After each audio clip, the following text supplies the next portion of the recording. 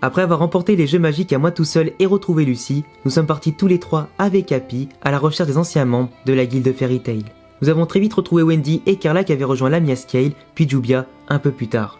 Jubia habitait avec Graham et l'a laissé tomber de manière mystérieuse sans jamais donner de nouvelles ni revenir auprès d'elle. Nous avons retrouvé sa trace un peu plus loin auprès d'une guilde noire, Avatar. C'est d'ailleurs durant ces événements que nous avons découvert le plan de Grey et d'Erza qui avaient planifié de s'infiltrer au sein d'Avatar afin de déjouer leur fameux plan de purification.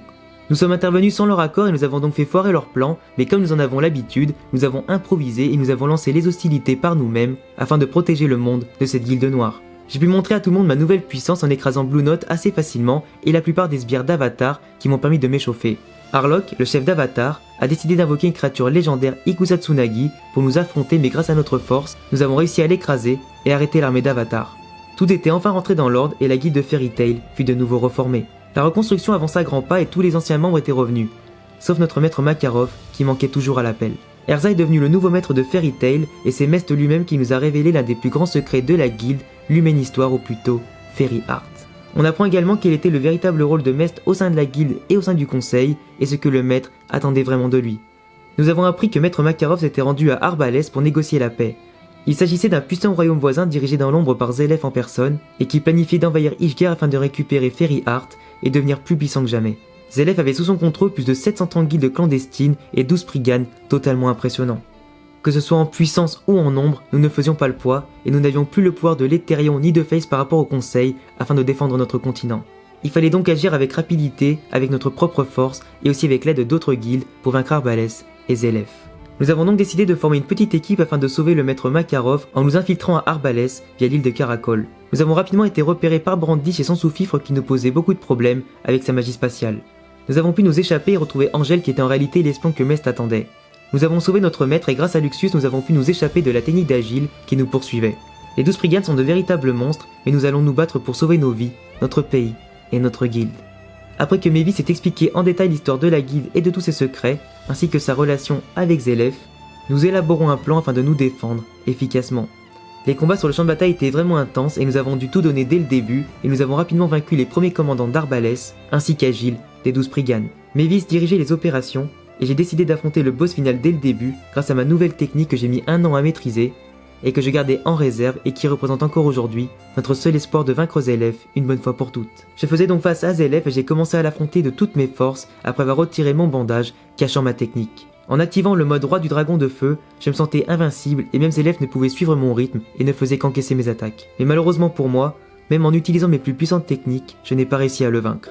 Lui-même semblait plutôt déçu et m'a dévoilé toute la vérité à mon sujet, comme quoi j'étais en réalité le démon Iendi et son petit frère, ou du moins un démon qu'il avait façonné à l'image de son petit frère. Je ne voulais absolument pas y croire, mais lorsqu'il a endommagé le livre Iendi sous mes yeux, j'ai ressenti une douleur atroce me parcourir le corps, prouvant qu'il avait raison et qu'en réalité, je n'étais pas un humain.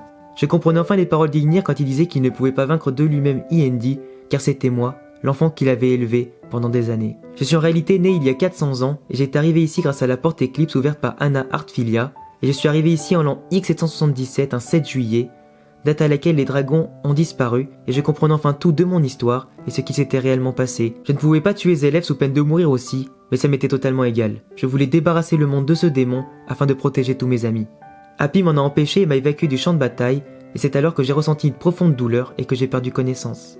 Une tumeur d'antimagie s'était formée dans mon corps, et c'est Brandish qui m'a soigné en réduisant la tumeur avec sa magie. Les combats faisaient rage du côté d'Erza, Luxus et tous les autres, mais je ne pouvais rien y faire. Lucie m'a protégé en affrontant Jacob pendant mon sommeil, et j'ai réussi à revenir à temps pour la sauver. C'est après ça que nous avons fait la rencontre d'Auguste, un mage surpuissant. Je n'avais jamais vu un mage avec une telle puissance et il semblait totalement invincible. À cause d'un mauvais coup de Mest, Auguste a totalement pété un câble et nous a attaqué de manière assez violente. C'est aussi à ce moment-là que la magie des lignes a frappé tout le continent et a déplacé toute la population et tous les lieux durant la bataille. Après avoir parié avec Grey sur qui vaincra Arbalès et Zelef en premier, nous avons été confrontés à Inbel, puis à Nineheart, des membres des 12 Priganes. Dimaria a essayé de me tuer, mais à ce moment-là, la tumeur de mon corps, qui en réalité n'en était pas une, a activé en moi le véritable pouvoir d'Iendi, celui des démons, et je ne pouvais absolument plus me contrôler, au point de même vouloir détruire tous mes adversaires. Je n'avais qu'une seule envie à ce moment-là, détruire Zelef et en finir une bonne fois pour toutes avec ce combat. Je n'avais en moi que des pulsions meurtrières, celles des démons. J'ai croisé Grey sur ma route et il venait d'apprendre la vérité à mon sujet après son combat contre Inbel. Nous nous sommes battus jusqu'à l'intervention d'Erza qui nous a ramenés à la raison. Je me suis de nouveau écroulé sous la fatigue et l'utilisation de la magie démoniaque de mon corps. J'avais vraiment très froid et je me sentais vraiment partir dans un autre monde. Mais en réalité, j'étais dans mon inconscient et celui-ci m'a permis via une image de Zélef de découvrir tout mon passé et de m'aider à me décider sur ma véritable identité. Qui suis-je vraiment? Un humain? Un dragon? Un démon? Ignir est apparu dans mon inconscient et c'est en parlant avec lui que j'ai compris. Pour moi la réponse était évidente, je suis un humain avant tout et je souhaitais vaincre Zélef à tout prix.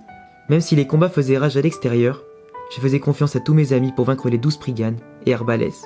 Zélef se tenait face à moi, et même en ayant activé ma Dragon Force, je ne pouvais le vaincre. Zélef planifiait de créer le plan Neo Eclipse et a réussi à s'emparer devant moi de Fairy Heart en s'approchant de Mavis. Même si je ne pouvais pas gagner, je savais que je représentais le seul espoir du monde pour en finir avec lui. En pensant à ma magie en tant qu'humain et à la force des sentiments de tous mes amis envers moi, je ne pouvais pas perdre et c'est après un ultime assaut que j'ai vaincu Zélef pour de bon. J'ai décidé de laisser Mavis et Zélef s'entretenir ensemble une dernière fois, pendant que je pars retrouver les autres en sentant ma dernière heure arriver. Juste après avoir retrouvé Lucie et Grey qui avaient réécrit le livre E&D pour m'aider, j'ai atterri dans les ravins du temps afin d'en terminer une bonne fois pour toutes avec Acnologia. Avec l'aide de tous les Dragon Slayers dans cette dimension et avec l'aide de tous mes amis de l'autre côté, nous avons vaincu Acnologia, qui représentait la plus grande menace de notre monde. Tout le monde s'est battu pour protéger notre continent et c'est ensemble que nous avons réussi. La paix est revenue sur Magnolia, Ishgard et nous avons pu reprendre le cours de nos vies dans la joie et la bonne humeur. Nous pouvons de nouveau voyager et parcourir le monde à notre guise afin de continuer notre progression et agrandir auprès de ceux qui nous sont chers. Je m'appelle Nasu Dragnir, un simple humain élevé par un dragon, et je suis surtout un mage de Fairy Tail.